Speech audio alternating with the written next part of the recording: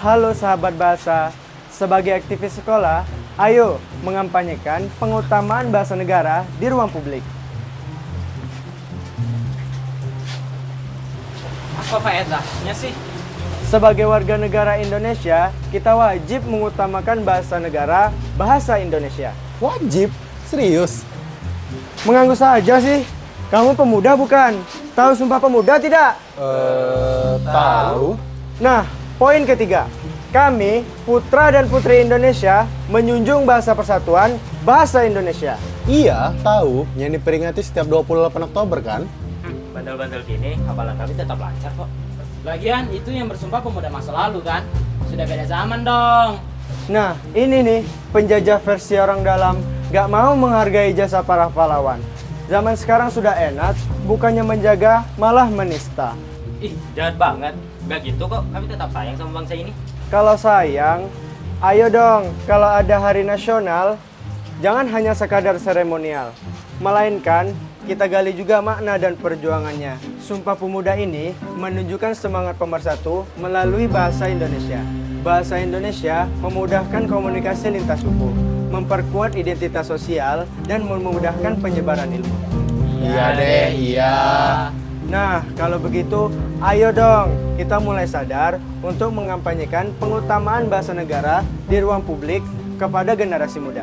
Tidak mesti sampai demo seperti itu kan?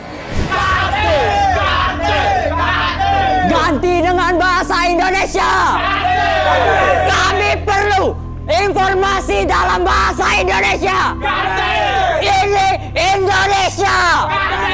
Kita harus tahu pengutamaan bahasa negara di ruang publik yang diatur dalam Undang-Undang Negara Nomor 24 Tahun 2009 tentang bendera, bahasa, dan lambang negara, serta lagu kebangsaan. Selain itu, terdapat dalam Peraturan Presiden Nomor 63 Tahun 2019 tentang penggunaan bahasa Indonesia. Ganti dengan bahasa Indonesia.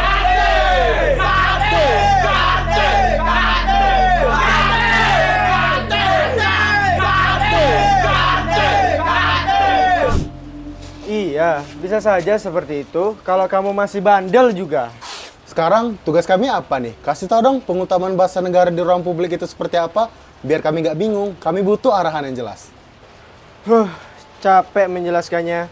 Lihat video ini saja ya. Halo sahabat bahasa, yuk kita belajar tentang pengutamaan bahasa negara di ruang publik. Pertama adalah mengutamakan bahasa Indonesia daripada bahasa asing. Apalagi kalau sudah ada padanan istilahnya dalam bahasa Indonesia. Contohnya, welcome. Padanan istilah dalam bahasa Indonesianya adalah selamat datang. Library, perpustakaan. Principal's room, ruang kepala sekolah. Hallroom, aula.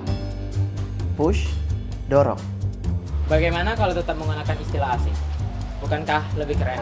Siapa tahu ada turis yang berkunjung. Tenang, tetap ada solusinya. Pengutamaan bahasa negara artinya menempatkan bahasa Indonesia di atas bahasa daerah atau bahasa asing. Misalnya, dalam penulisan informasi di ruang publik, bahasa Indonesia ditulis paling atas. Jika ada bahasa daerah dan bahasa asing, bahasa daerah ditulis di bawah bahasa negara, kemudian diikuti oleh bahasa asing. Ketentuan penulisannya adalah ukuran bahasa Indonesia lebih besar dan warnanya lebih mencolok daripada bahasa daerah atau bahasa asing. Maksudnya, agar bahasa Indonesia terlihat lebih jelas. Untuk penulisan bahasa daerah atau bahasa asing, jangan lupa menggunakan huruf miring. Oh iya, karena ini mengutamakan bahasa Indonesia, berarti kita cek juga baku dan tidak bakunya. Penulisannya harus sesuai dengan ejaan atau kaidah. Ini contoh penulisan bahasa Indonesia yang kurang tepat. Musola seharusnya ditulis menjadi musala. Tempat wudhu seharusnya ditulis menjadi tempat wudhu.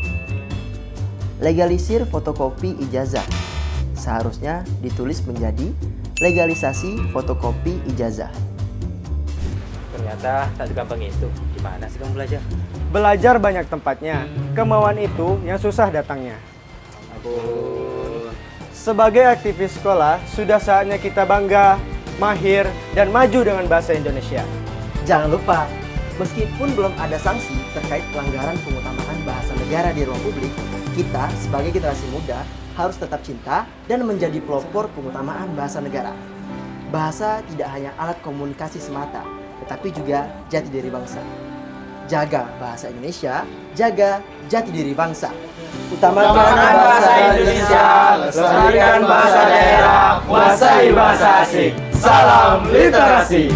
Sadar ruang, sadar waktu, sadar diri kita mampu mengenal kekayaan negeri dan bahasamu.